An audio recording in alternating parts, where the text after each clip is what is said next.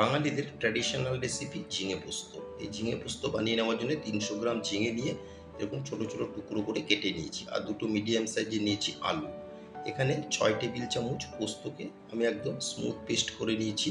Fry প্যানে সর্ষের তেল গরম করে ফোড়নে দিয়ে দিলাম কালো জিরা, দুটো কাঁচা লঙ্কা দিয়ে ফোড়নকে ভেজে নিয়ে এর মধ্যে দিয়ে দিচ্ছি কেটে রাখা আলু।